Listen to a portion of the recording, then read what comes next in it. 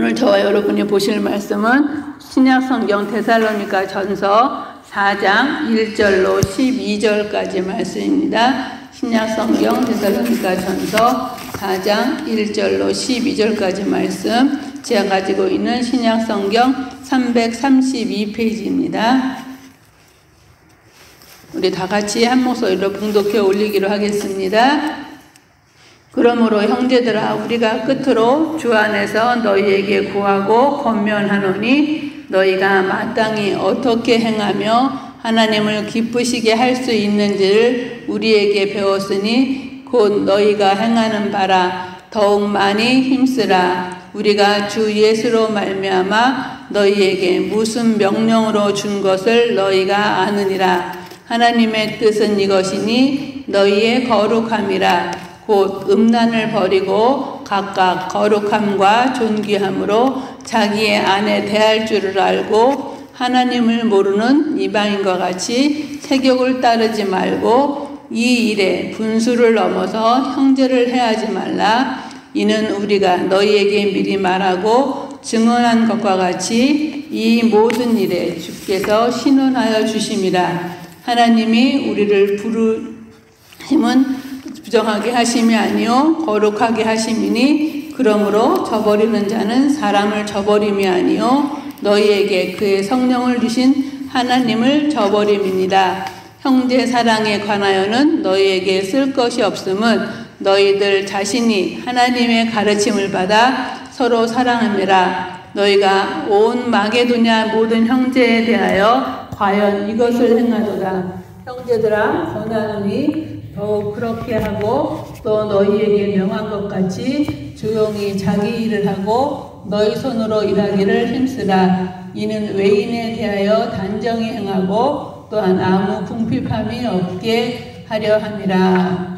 아멘. 오늘 저와 여러분이 함께 봉독한 데살로니가전서 4장 1절로 12절의 말씀을 통하여서 종말의 때를 살아가는 성도의 삶이라는 제목으로 우리 함께 은혜를 나누기를 원합니다.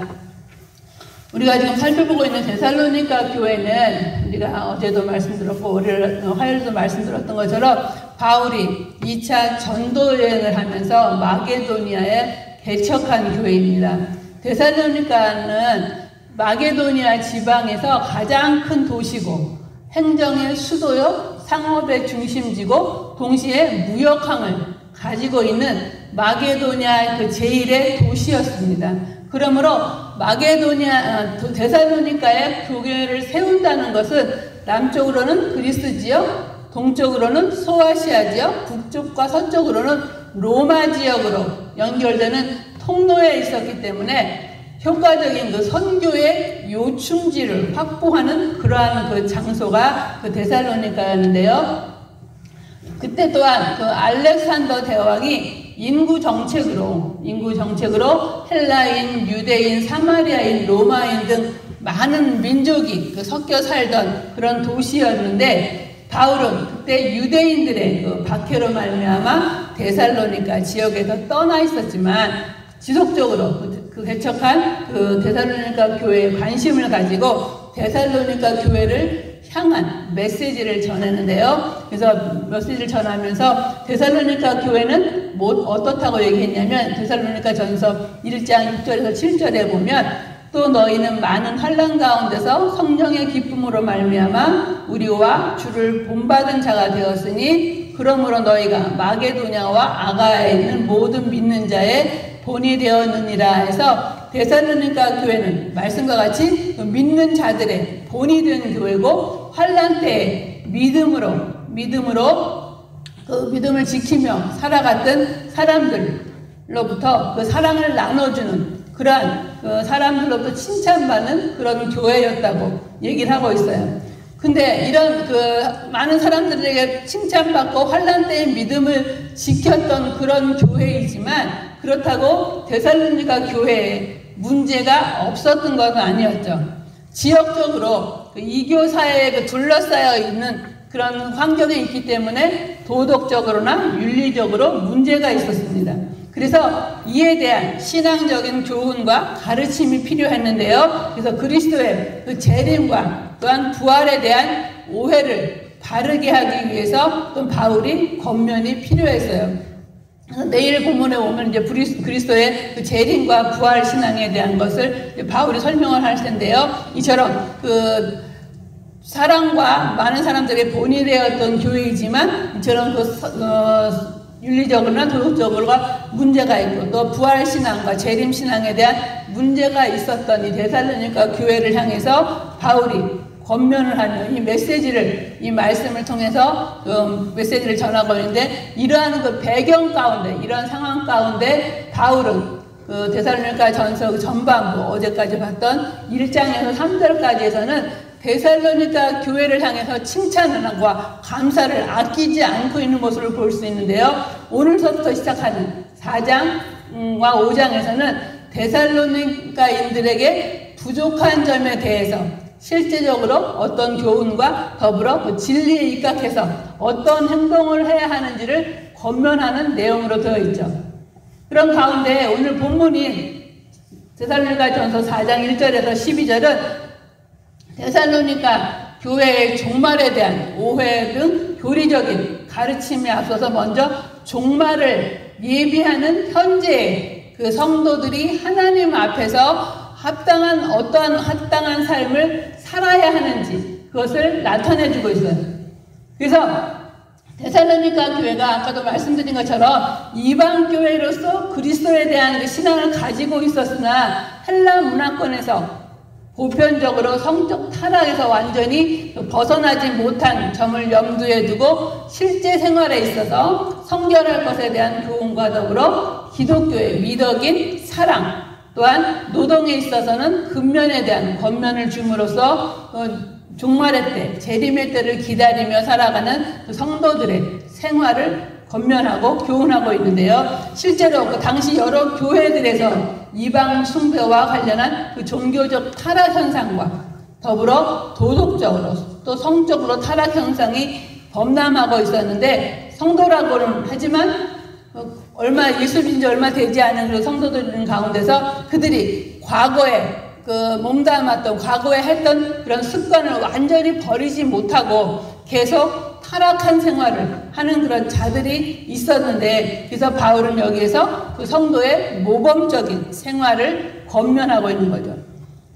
1절을 보겠는데요. 1절을 보면, 그러므로 형제들아 우리가 끝으로 주 예수 안에서 너희에게 구하고 권면하노니 너희가 마땅히 어떻게 행하며 하나님을 기쁘시게 할 수 있는지를 우리에게 배웠으니 곧 너희가 행하는 바라 더욱 많이 힘쓰라 해서 바울은 데살로니가 성도들에게 권면하기에 앞서서 이 권면이 주 예수 안에서 여러분에게 부탁하면서 권면하는 것이라고 하면서 여러분이 어떻게 살아가야 하며 어떻게 하나님을 기쁘게 해드릴 것인가, 그래서 그것이 우리에게서 바울에게서 배운 대로 살고 있으니까, 그러니까 앞으로 다른 거 하지 말고 더욱더 그 일에 힘써서 그 일을 그렇게 열심히 살아가라고 권면을 하고 있는데, 이는 그 데살로니가 교인들이 마땅히 행할 바를 바울에게서 배웠고 바울의 가르침대로 더욱 많이 힘쓸 것을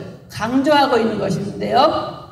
그러면서 바울은 2절에서 이 교훈이 자신의 그 개인적으로 주는 것이 아니라 오직 예수를 통해서 주는 명령이라고 설명하고 있어요.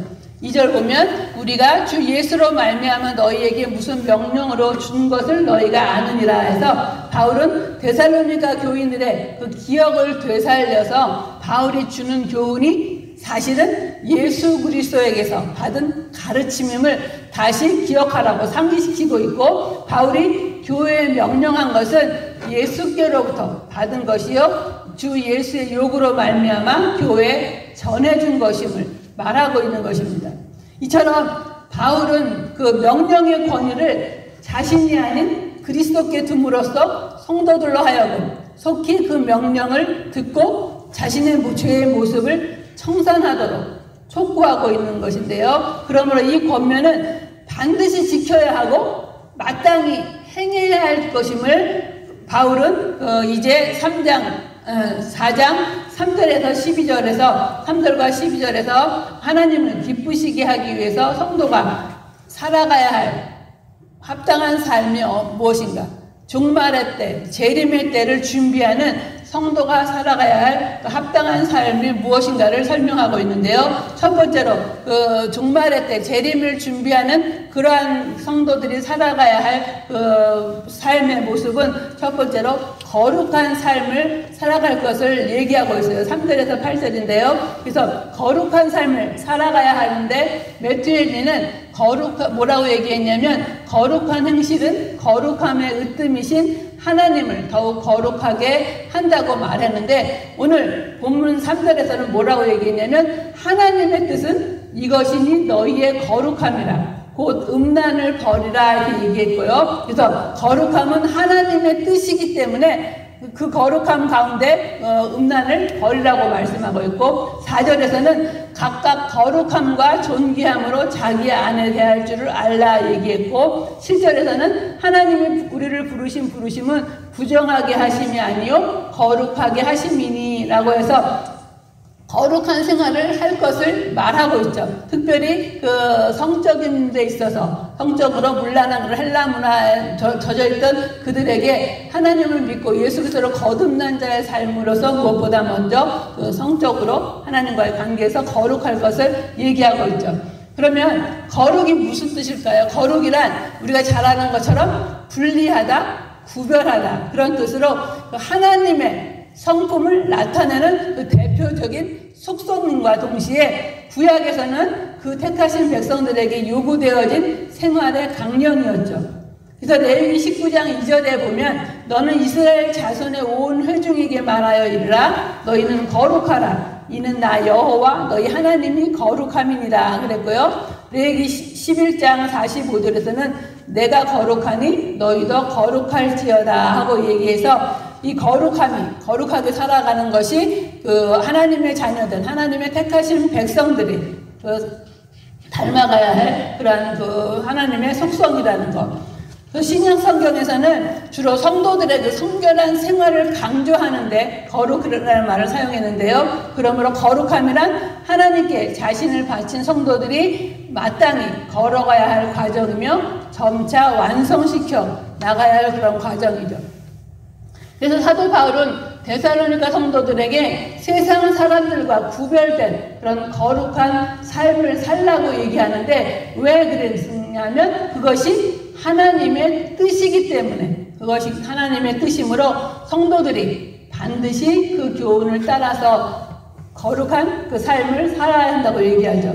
성도는 그래서 마땅히 우리를 거룩하게 하시려고 부르신 그 하나님의 뜻을 잘 깨닫고 스스로 자제하고 자신의 몸을 성결케 해야 되고 그래서 이런 삶을 사는 것이 그리스도를 본받아야 하는 성도의 바람직한 삶이고 또한 성도의 그 모범적인 삶으로서 이런 성도의 모범적인 삶을 위하여서 거룩한 삶을 살아가야 하는데 음란을 버리고 자신의 몸을 거룩함과 존귀함으로 지키고 다스려야 함을 얘기하고 있죠.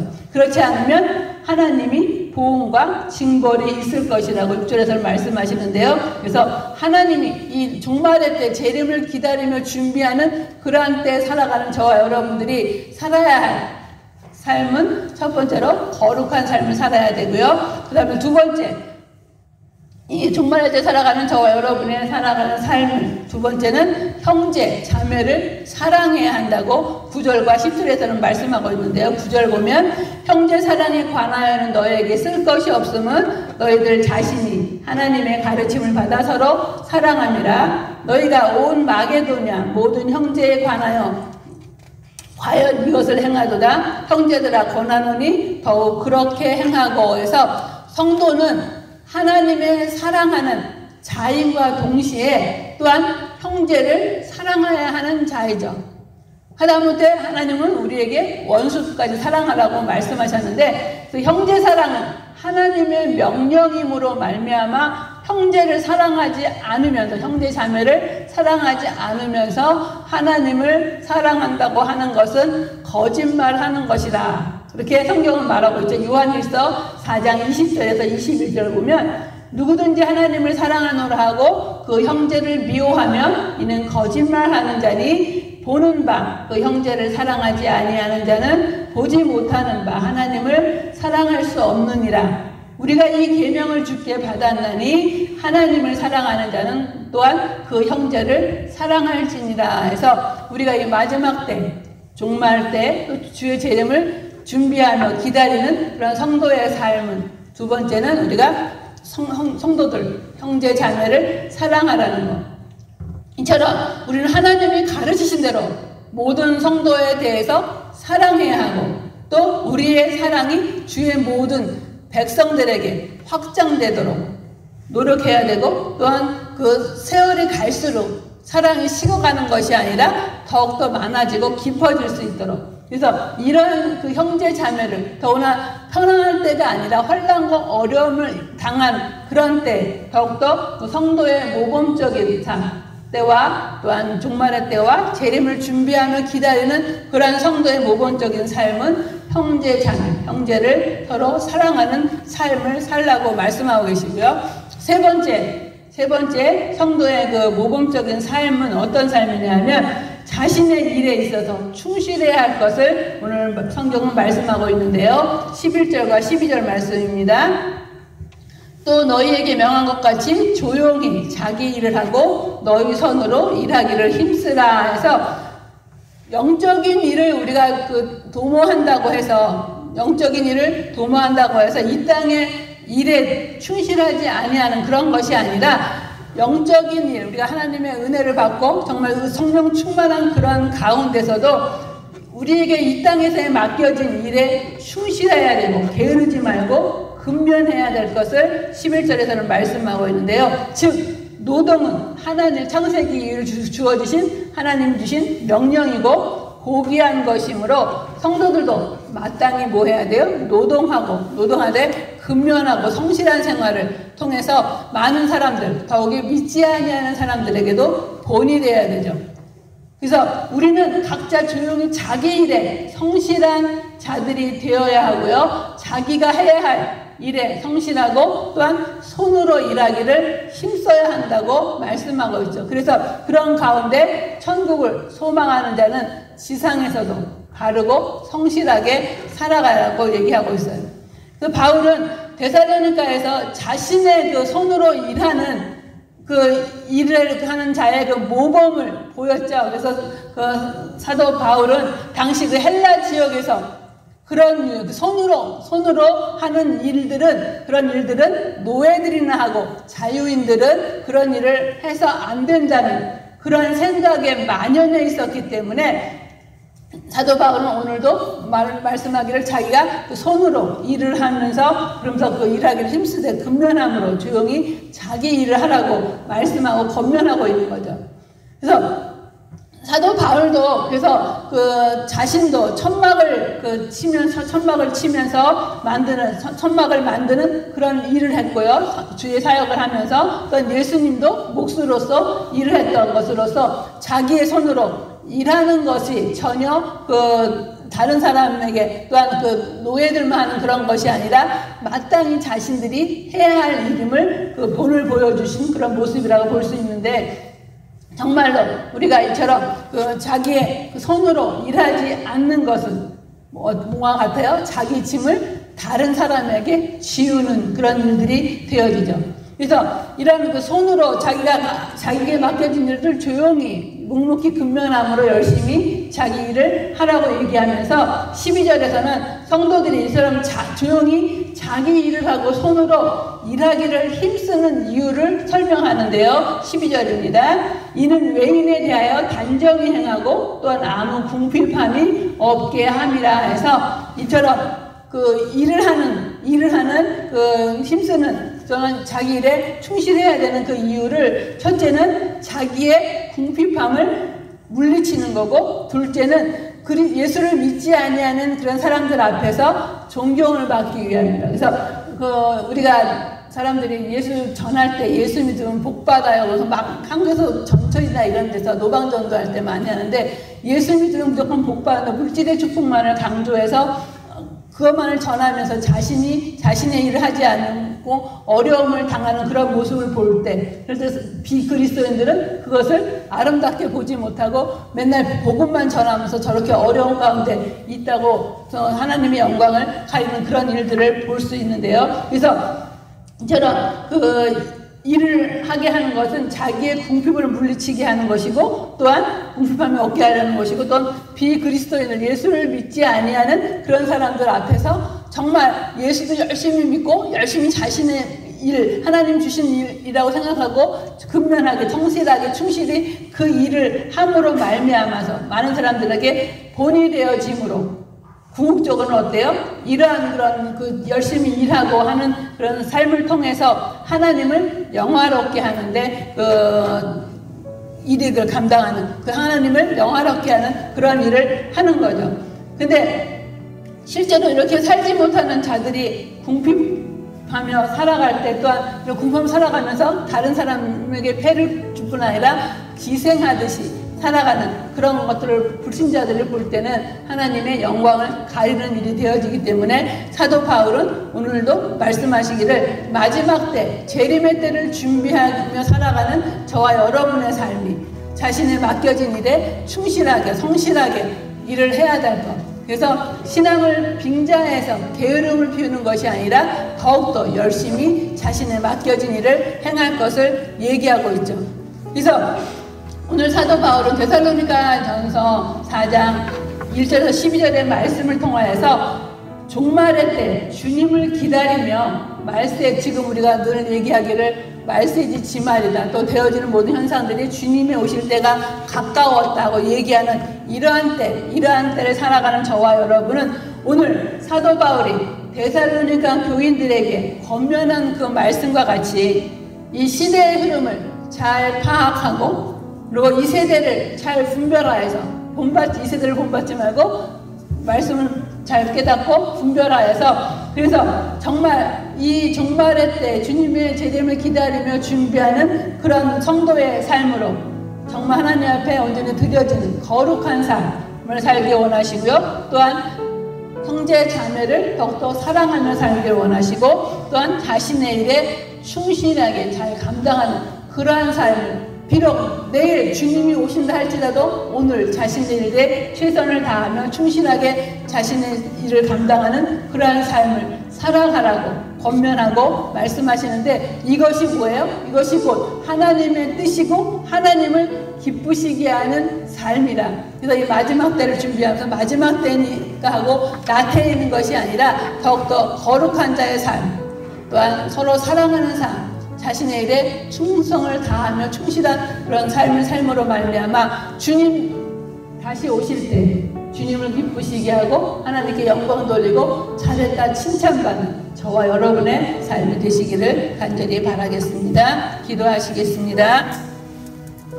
오늘도 살아 역사하시는 아버지 하나님, 주님의 사랑과 은혜를 진정으로 감사드립니다. 많은 사람들이 지금 말세지 지말 종말의 때라고 하는 가운데 오늘도 하나님의 말씀을 통하여서 종말의 때를 살아가는 성도들의 삶이 어떠한 삶을 살아가야 하는지를 깨닫게 하신 아버지 하나님 감사합니다. 우리가 종말의 때라 하여서 세상 풍조에 흔들리거나 좌로나 우로나 치우치는 그런 삶이 아니라 진정 하나님께서 원하시는 하나님의 뜻인, 하나님이 기뻐하시는 거룩한 자의 삶, 하나님을 본받는 그러한 자의 삶을 살아가게 하옵시고, 또한 하나님께서 내 이웃을 내 몸같이 사랑하라고 말씀하신 그 사랑의 실천으로 형제 자매를 사랑하는 삶을 살게 허락하여 주시고, 또한 아버지 하나님 말세 때문에 세상이 어수선하고 흔들리는 그런 가운데 있다 하여서 자신의 맡겨진 일에 게을리하는 것이 아니라 최선을 다하며 끝까지 자신의 맡겨진 일들을 잘 감당함으로 하나님을 기쁘시게 하며 하나님을 영화롭게 하며 주님 다시 오시는 그때 주님 앞에 부끄러운 자의 삶이 아닌 잘했다 칭찬받는 그러한 자의 삶으로 살아가기에 부족함이 없도록 인도하여 주시고, 그러한 삶으로 살아가는 저와 우리 모든 성도님들이 다 될 수 있도록 오늘도 함께하여 주시기를 간절히 소원하오며 예수님의 이름으로 감사하며 간절히 기도드리옵나이다. 아멘.